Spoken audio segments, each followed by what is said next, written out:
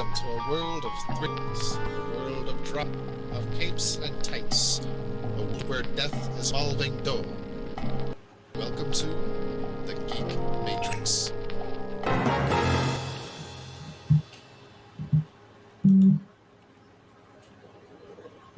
Hey everybody, and welcome to Absolute August, the Geek Matrix reviewing every issue of Absolute in the month of August. With me is our fabulous co-host as always. We got Brandon this way and Rob that way. Hello. Hello. It looks like we okay. So me. I have unfortunately got to get most of my comics digitally. Rob was in a position where he had to get his comics digitally this week, which means that two of us did not get to read Absolute Wonder Woman. We're really sorry, Diana, but we will cover you next month. That is a promise. Other than that, we do have Absolute Superman number 10, Absolute Green Lantern number 5, Absolute Batman number 11, Absolute Flash number 6, and Absolute Martian Mindfucker number 6 as well. Thank you all for joining us, and if you don't mind, we're going to get right into the show. Yeah. All right. If I just bring up one piece of news before we bump in, because this is fresh. And we have a late edition of this Absolute show. So we have the opportunity to talk about it really quick, and then we'll bring it up again next week on our main show. Sounds good. DC KO's all 32 fighters have been announced, technically, by Dan Mora. I have a feeling there might be more. This is a variant cover for DC KO number 1 by Dan Mora, and it features a grid of basically like a fighting game character selection screen. You have Power Girl, Superman, Lex Luthor, Supergirl, Damian Wayne, Batman, Red Hood, Batwoman, Plastic Man, Aquaman, Harley Quinn, Lobo, Metamorpho, Wonder Woman, Swamp Thing, unsure which one, but I imagine Levi Kamei, Firestorm, Black Lightning, Guy Gardner, Giganta, Captain Atom, Jay Garrick, Cheetah, Cyborg, Big Barda, Connor Hawk, Star Sapphire, Carol Ferris, Vixen, Zatanna, King Shark, Hawkman, Etrigan, and Starro, possibly Jarro, which is quite the freaking roster. He's not wearing a cape, and I'm pretty sure Jarro died in Dark Crisis. He did, unfortunately. Or Death Metal. Death Metal, and it was really sad. It was really sad. Damn, I got that cough from you. Sorry. So, players, take your bets on who you think is going to win. I know we have over here. We'll get more into that on next week on Thursday. I'm hoping there's more. And just watching the teaser trailer they posted last month, there's people in the preview art that are not shown here. So, there's got to be more. I'm convinced. At the very least, I saw Prometheus. But we've got 32 characters, right? And there's a total of 32 entrants. So if we can give out all 32, that doesn't mean that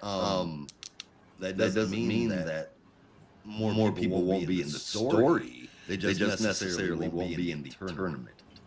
And I, for one, I'm not going to lie, I am very, very disappointed.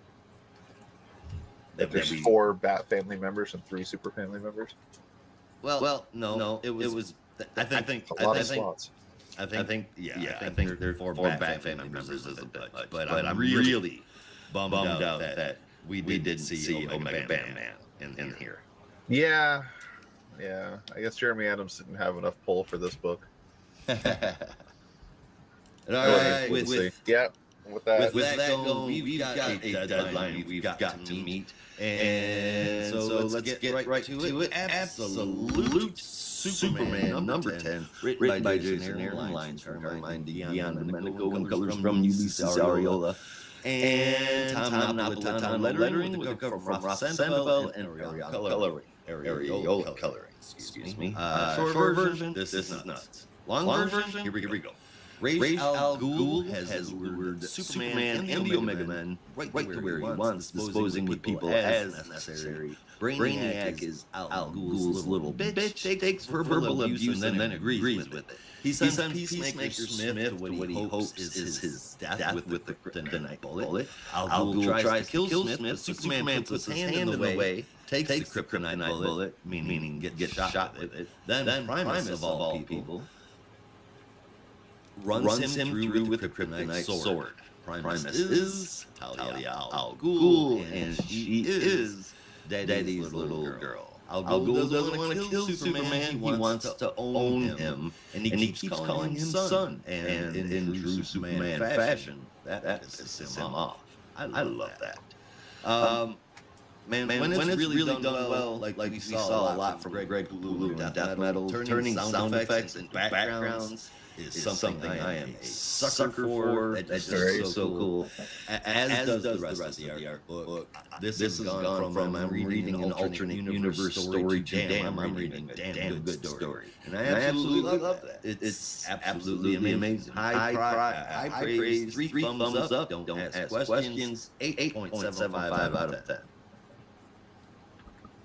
100% sold. Everything you said. The twists and turns and surprises here are amazing. Ra's al Ghul going up against Superman is not a pairing I ever thought would happen. So I don't think that's ever happened in the main continuity from what I can remember.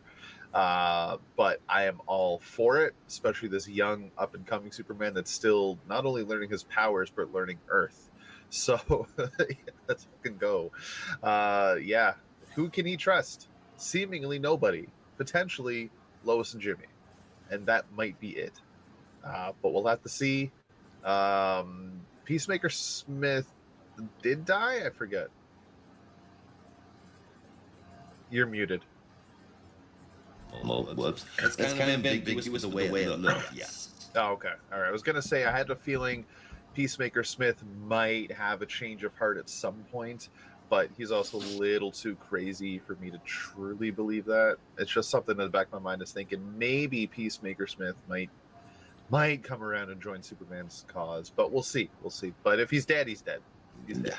If he's dead, he's going to have a bit more of a hard time doing that. Yeah. Brandon, what do you think, man? Wait, Rob, did you give a score? No. Also 8.75 out of 10. Yeah, no, 8.25 out of 10 for me. Definitely was not expecting the Talia reveal, but that was quite crazy. So I think it sets up the whole Al Ghul dynamic quite nicely for the next issue. So I don't have much else to add beyond that, but pretty excited for what comes next month. You sound like it. Hell yeah. Sorry. All right. Let's move along, shall we? I'll use the same transition I always do. This is Absolute Green Lantern number 5, written by Al Ewing with art, color, and cover from Janoy Lindsay and letters from Lucas Gattoni. Hell of a cover. My goodness, Janoy Lindsay can do no wrong right now. That's a great googly.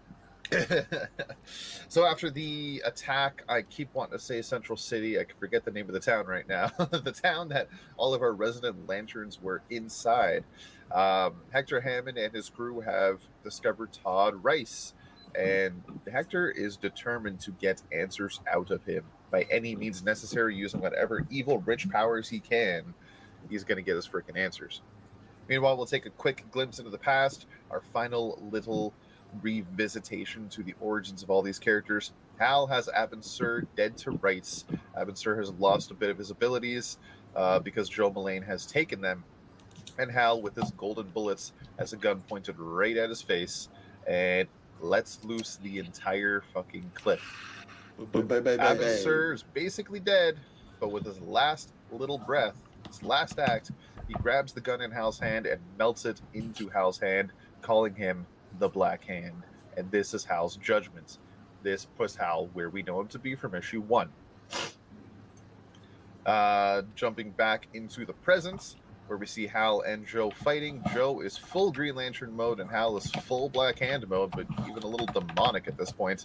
They have a big back and forth, big fight, and it ends with Joe kind of just barely making it out alive, making her way back to the town.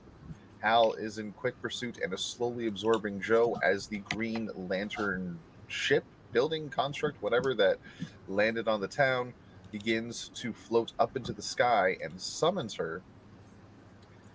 Blasts a green light at the two of them, absorbs them seemingly within the lantern, and inside they find what seems to be John Stewart, clad in yellow, and all he says is, "Be without fear."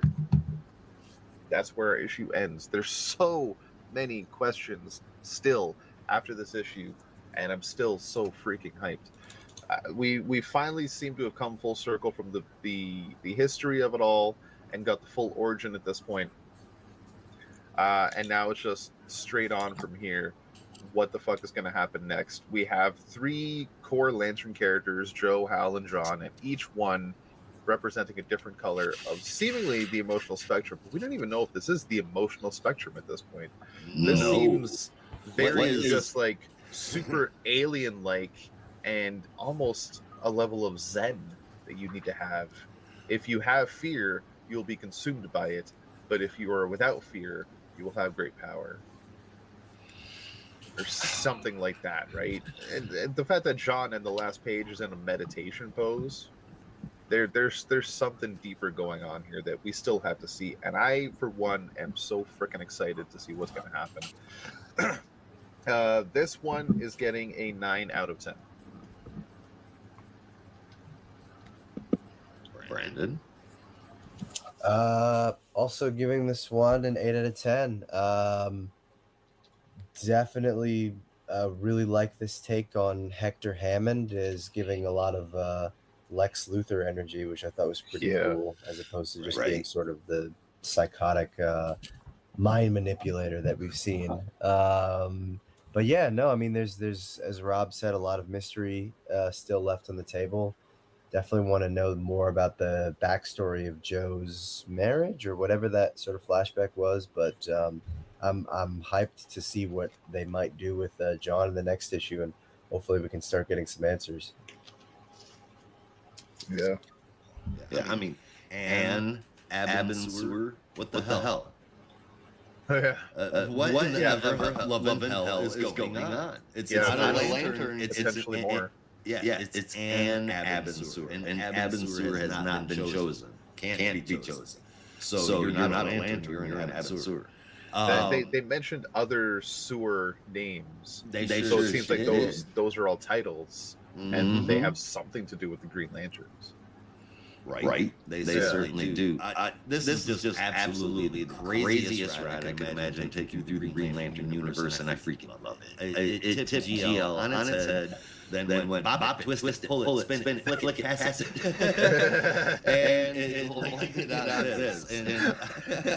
Did you say puff it, pass it, or did you not say puff it? I just heard it. I said bop it, twist it, pull it, spin it, flick it, pass it. That's the bop it thing. Yeah, no, I thought you would have thrown out a puff it, pass it too. Puff it, pass it. Oh, that should be a thing. Bop it, bong. Oh, it definitely should be a thing. But XGL, man, I could not be happier. It looks great too. It's got absolutely amazing art. Give me more. 8.75 out of 10. My God, does it look good? It sure does. And up next is Absolute Batman, brought to you by Brandon.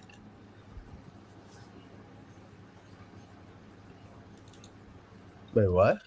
Yeah, I don't think Josh got the updates. What? Absolute Batman's brought to you by me. Brought to you by Rob. But now I have to pull it up because we were supposed to do Flash next. I can do Flash. Give me. Okay, if you're ready, go for it. I'm always ready, man. All right, Absolute Flash number 6, written by Jeff Lemire, art with lines from Nick Robles, colors by Adrian Lucas, and lettering from Tom Napolitano. And it appears I forgot the cover art. Wow, that's weird for me. Anybody know? No? Okay. Well, in true Flash fashion, this summary goes by in a flash, or at least it felt like it should have. In the origin story of the Rogues in the Absolute Universe, they were all a member of an army squad that sold themselves to a foreign government and betrayed their country in Syria. They've been forcefully recruited to be experimented on and turned into weapons by none other than the U.S. Army, but they couldn't do it without Wally West's dad and Barry Allen and, as you see in the flashback, to when the research all started in the 40s, where the power came from, it definitely couldn't have happened without Jay Garrick.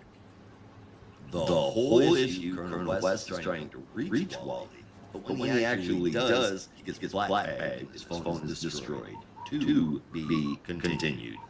Damn, this keeps unraveling into more and more layers. I am all in with this book. I love the universe that Lemire has built here, and the art is bringing it to life so vibrantly. I love stuff. This kind of book makes me feel like a young kid reading comics again. Every issue I find myself saying, oh, cool. This is as solid as it can be. Another issue get 8.75 out of 10 for me. Another 8.75 for me as well. It's got a lot of twists and turns. It's equal parts going fast and slow at the same time, if that makes sense.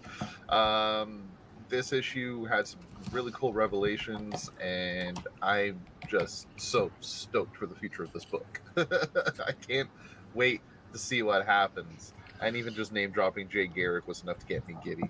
Right? It almost seems as though Jay Garrick may actually be the power, but we'll see.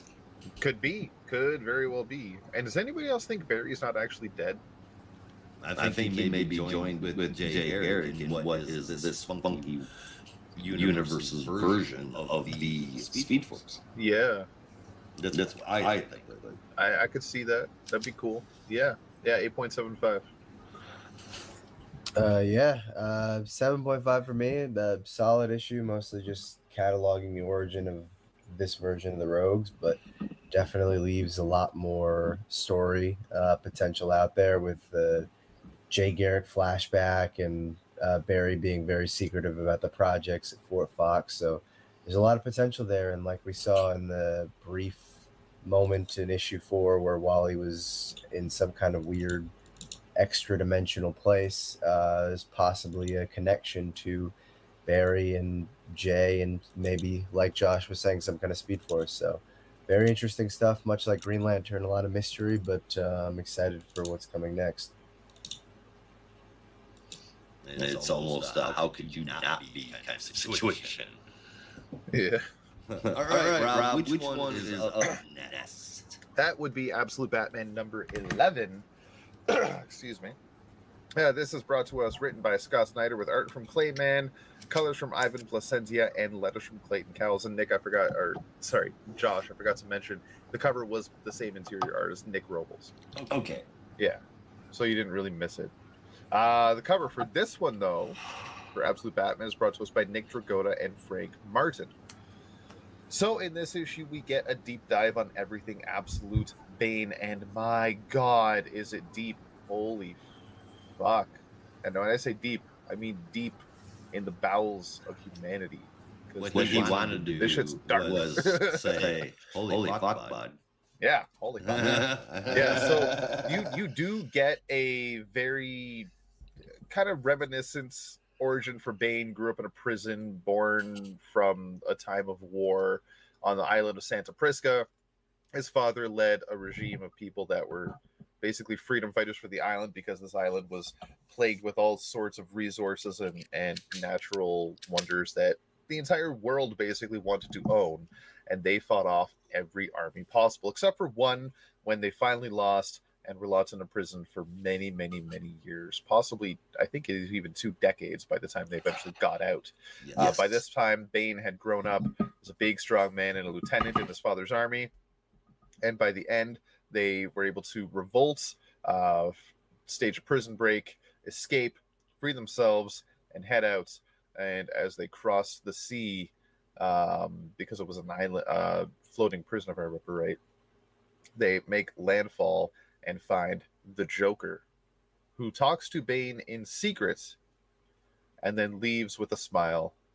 him and his babes fly off, and his father, Bane's father, goes to hug him, saying, "You finally become a man, and you're ready to lead this army," as Bane breaks his father's back in a giant fucking bear hug and kills him instantly. This brings us back to the present day, as we see flashes of all the missions Bane has been on throughout his life, post that prison escape, becoming one of the deadliest assassins on the planet. And this entire issue is backdropped with a letter from Alfred to Bruce explaining just what it is Bane is going to do to him if Bruce attacks. And we see that happening. Bruce gets in a fight with Bane once more, and Bruce gets the living shit beat out of him, to the point that even with his bat axe, Bane is able to just basically rip it out of his hands, cut off that arm, and then cut off half of his other arm, and then I was going to say cut off his with yeah, I keep wanting to say cut off his head, but no, that was his arm that got cut off. But yeah, it does beat his face in with it, leaving him bloodied, broken, battered, bruised, and basically dead. And begging. And yeah, begging too. Yeah. But this is a point where Bruce is then brought to some medical professionals, in quotations, that fucking gruesome. Yeah, that alter him into, as Bruce, or as Alfred calls it, the hero Gotham needs, and it's basically venomed out Bane-like Batman, complete with a grenade launcher. And it is a horrific fucking page, but so cool at the same time. But that was all just Alfred's potentials. That was just the story Alfred was telling him, that this is what will happen if you go after Bane, and if Bane comes after you.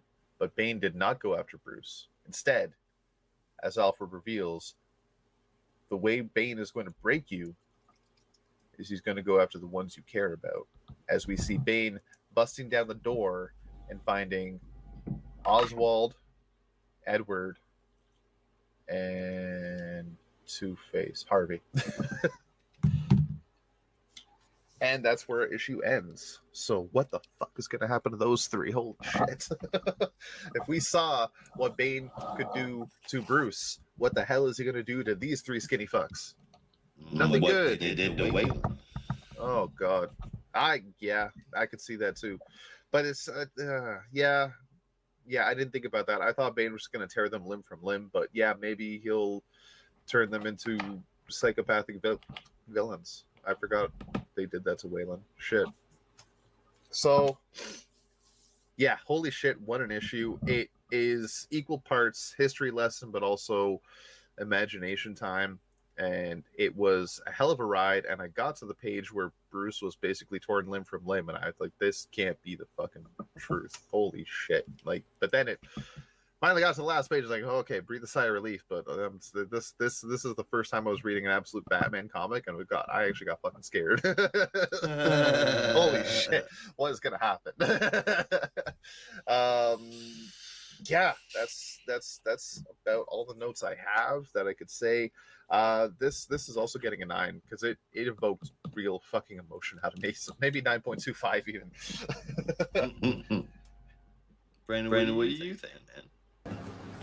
Yeah, this was a great issue. I if there's one thing I love about the Absolute line is that they're really trying to go beyond the very obvious character traits of a certain person. So rather than this version of Bane breaking your literal back, it's also breaking your metaphorical back, your will to do things. And I love that description where he's talking about, breaking you is not just about breaking you physically, but making you submit to his will so that you'll do what the man in white says. And I think that's just a really clever reinvention. So I definitely want to see more of that. And I'm hoping that that's what we get in the next issue when Bane confronts Bruce's friends. So it's not just he beats the crap out of them, but actually, makes them submit to his will and completely subverts all of Bruce's relationships. Like, that would be a really clever approach to it. So yeah, great stuff here. Great origin for Bane, just as nasty as oh god, I can't remember what that Vengeance of Bane, that one shot from 1992, which I think is the origin of Bane. Like, this is just as cruel, just as nasty. So 8.5 out of 10. Oh yeah. the first and foremost, I gotta say, I have the story's gotten interesting enough to where I'm able to look past Dakota's art, and I know that's like sacrilegious for me to say in front of Brandon, but what's wrong with your that's a good thing. Before I move on past the art, that cover is a decent big ass titties hanging out. The rest, it's an entire issue describing Batman getting banged up to say that's not happy. He grabs friends that which I mean I get the whole gist of it, but it was horrifying at the end of it. To where they made us think that they were going to go, and then it kind of felt like to me anyway, like, but no, that's not what's going to happen. Instead, we're going to operate on more of your friends, and that kind of felt like an easy fallback to me. I don't know. I'm having a hard time getting invested. It's done well. That's not. I'm not saying it's not. It's just I feel like compared to most of the others, it's definitely lacking. And out of the absolute universe, this is the average comic book for me. So 7 out of 10. Fair enough. I feel like I've just been reading. Maybe it's just that I've been reading Snyder so long. I kind of know what he's gonna do because his idea of crazy is just kind of only hit so many marks. You know what I mean? I do feel like he's turned his crazy up to 11 with this book, though. To the point that, like, if he went any higher, it would just be ridiculous. I mean, it would be a farce. In a mainstream Batman book, the level of gruesomeness that's in it is fucking next level. Yeah. Hopefully we get into some deep psychological shit with this book, and I feel like that could save it. Not too, but get into the deeper into the psychological aspect of this battle that Batman's got with all these magnificent villains, and I feel like that could get the book much more interesting for me. But we'll see. If I may, I just only now realized the foreground of this cover for Absolute Batman, because I was looking at it the wrong way. I thought those were like spires or something. I just didn't pay that was the foreground, and that's Batman's feet hanging in front of Bane. That's fucked. Yeah. Holy shit. Yeah, I'll agree, though. The titties are a little distracting, though. Yeah, put them titties away, man. Yeah. Oh, I forgot. There was something. I was thinking about it when I was in the shower after reading the issue, and I forgot to write it down. There's a lot of discussion I'm seeing online about Absolute Bane kind of just being a weird pastiche of normal Bane, and it's kind of lame. Just like at the same time, you gotta one. Bane is a no-brainer choice when you're bringing in dangerous villains for Batman, right? Right. But when you have the Absolute Universe, I just want some listeners to think about it like this. You have the Absolute Universe, you're taking these characters, adding a little bit to them, making it a little more dangerous or a little crazier, changing something about them. You have Bane. How do you make him worse? How do you make a man like that worse? How do you make him only ever know bloodshed more and only ever know bloodshed more and only ever know is juiced up on a daily basis that he could basically break your back with his finger? how do you make that worse? Just make them fucking bigger. Just make them fucking bigger. If you think that's dumb, I urge you to try and come up with a more dangerous way to make Frank more dangerous. More dangerous way to make Frank more dangerous. More dangerous way to make Frank more dangerous. More dangerous way to make Frank more dangerous. More dangerous way to make Frank more dangerous. More dangerous way to make Frank more dangerous. More dangerous way to make Frank more dangerous. More dangerous way to make Frank more dangerous. More dangerous way to make Frank more dangerous. Sorry, had to delete somebody out of our chat. Sorry, had to delete somebody out of our chat. Sorry, had to delete somebody out of our chat. Robot, chatbots. Yep. Yeah. Oh, right. And then we've all given our feedback on Batman, haven't we? Yeah. Yep. All right. Well, then I guess the last one for this podcast to cover will be Absolute Martian Mindfuck, number 6. All right. Around here somewhere.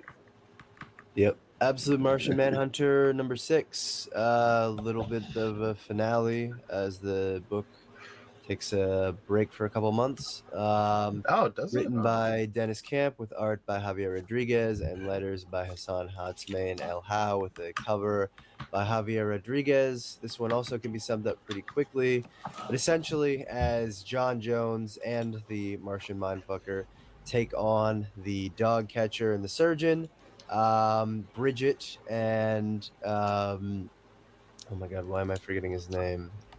Tyler, yeah. Are doing their best to defend themselves against the White Martian, who has possessed this crazy man dressed in a clown jacket.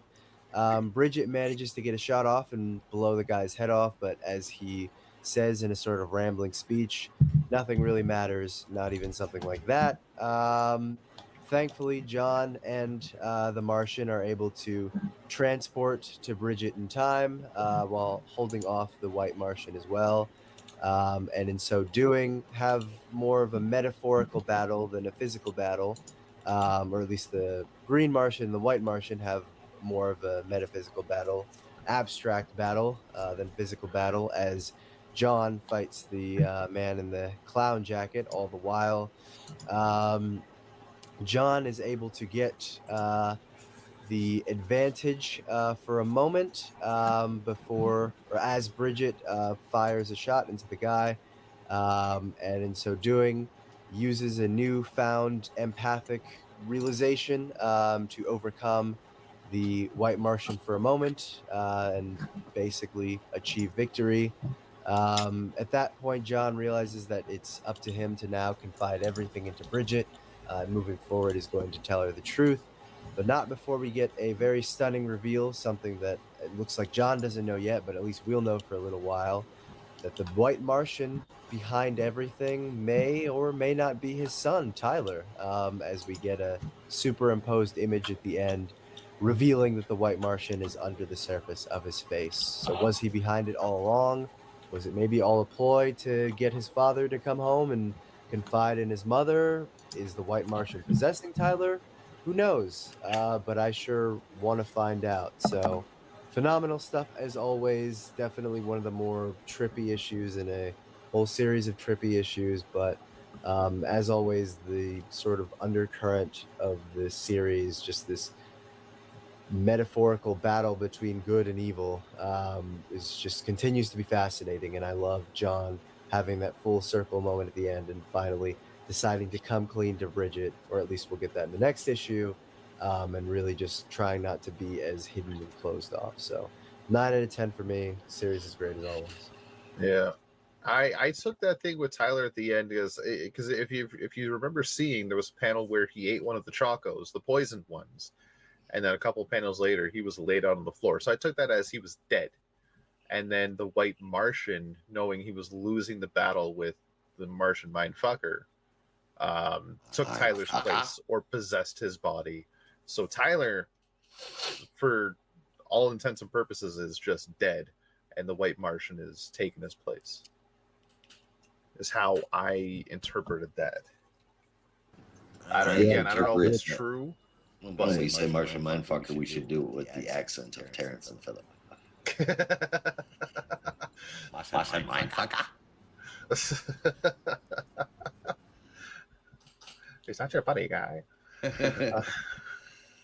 But beyond that, this issue was easily my favorite of this entire run. It was wild. It brought a lot of stuff together at the end. I didn't know it was taking a couple of months off. I'm kind of disappointed about that because I just really want to see what happens next. But I understand letting the creative juices rest a little bit and stew a little longer. Well, he's doing something else too, isn't he? Camp isn't he about to do something else? Well, he's got a lot of stuff happening on Marvel with the Ultimate books too, and I think he's got another book brewing as well. I don't remember. I swear I just saw some kind of a solicitation or something that maybe one of y'all shared that Dennis Camp was possible. Maybe it was something going on with the Ultimate Universe. Well, Ultimate Universe year or 2 years in is coming soon. Yeah, I saw that. And they have the Ultimate crossover event, Ultimate Endgame, happening as well. So it might be because of that, because Ultimate's kind of coming to a head right now. But yeah, for now, Martian Manhunter, wild issue. Finally seeing John come to terms with what's been happening with Bridget and like being able to open up to her about what's going on. Very happy to see that he's not as broken a man as he was. He's kind of becoming whole again, and I'm all for that. And the fact that that was the catalyst to open up Martian vision and unlock more abilities, it's kind of cool that it's finally not John like awkwardly trusting the Martian and still like wondering what the fuck is going on and if it's even real, and just finally like accepting that this is his life, and that's when the true symbiosis happens and they become one. That was really fucking cool. And I was a sucker for the last page because they say you can activate your Martian vision by holding this page up to the lights. I love that. That's so cool. That's so fucking cool. And that reveal with the white Martian at the end in Tyler was goddamn. Yeah. Issue 7 is going to be a banger, I hope. This one gets a 9.5 out of 10. Meh. 5 out of 10. Please tell me that's the only word you have. That's it. That's all I got. That's it. MEEH period. All right. I guess time to do the top three. Yeah, I think I am good to go with that. Number 3, I have Green Lantern. At number 2, I have Batman, and at number 1, I have Martian Manhunter. Right on. What you got for a favorite moment? Favorite moments? There's so many this month. I might just pick the last page of Green Lantern with that Jon Stewart reveal. That was wild. That was fucking cool. Pretty good. That was pretty good. What about you, Brandon? What's your top 3 favorite moment? Number 3, I have Flash. Number 2, Batman. Number 1, Martian Manhunter. Favorite moment, probably give it to the last page of Superman. The Talia reveal was pretty unexpected, but definitely looking forward to what comes next. Right. All right. Well, my top 3 and favorite moment are going to be. Excuse me. Twice. My top 3 favorite moment are going to be third place Superman, second place Green Lantern, and number 1 The Flash. If you can make me feel like a kid reading comic, you have done something. My favorite moment is going to be this little blip. And it made me laugh. Maybe I was just in an exceptionally good mood. But when Lois called reporters morons, that was hilarious to me, dude. Of course, reporters are morons. That shit was hilarious. All right. I suppose we will just go ahead and move on to our favorite cover of the week, Wonder Woman 11 Not included, obviously, because of Amazon's very stupid staggered release dates that they do. Shall we? Yeah. Absolute Superman. Absolute Green Lantern. Absolute Batman. Absolute Flash. And absolute Martian Mindfucker. I love all 5 of these covers. And once upon a time, I might have picked Absolute Batman.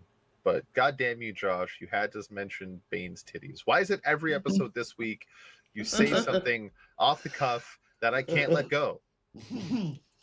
You daddy Darkseid senpai, you. that ain't funny.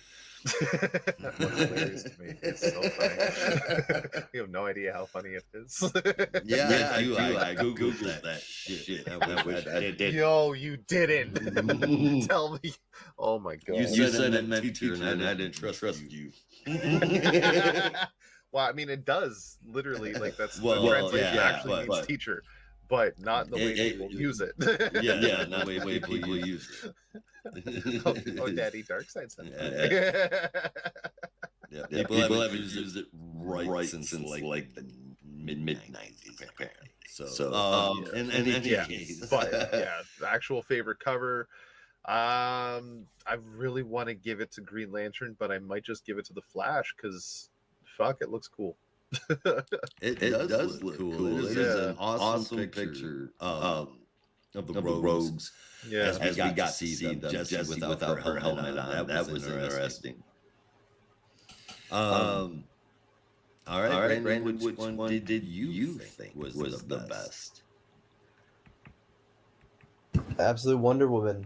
Sorry, I was muted for a second, but Absolute Wonder Woman. I know some people will probably disagree. I don't really care, but I am a sucker for all black shading, and this cover was very Sin City-esque and just really worked for me. So yeah, saw this one, I was like, oh, this is going to be great, even from the cover alone. it is a really cool cover. Though I'm not gonna lie, looking at it, strangely reminds me of like Dark Knight Returns Frank Miller stuff. That's why I said Sin City-esque. Yeah. I mean, when you say Sin City, it sounds better. Yes. It is more Sin City with the body shape and whatnot.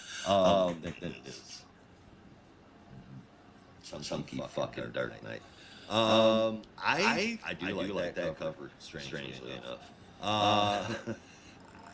This is such a hard one because I want to say Green Lantern as well, just because of how dynamic they pulled off making that light. That is fucking gorgeous. But I gotta go with Absolute Superman. Seeing that reflection of Superman in Peacemaker's helmet is just the way that they did it just looks awesome. And it made me think when I opened it up that we finally saw this Superman lose his shit. It was even worse than that. All right. Well, I guess that is it, and that is all. Thank you everyone for watching. We will be back next week covering all of these week releases the same time and the same channel. We all know that's a lie. We'll be here on Thursday. And that's the show. We're getting out of here, so you'll have to be careful out there. And remember, in the Geek Matrix, everybody has a home. In the Geek Matrix, you are not alone.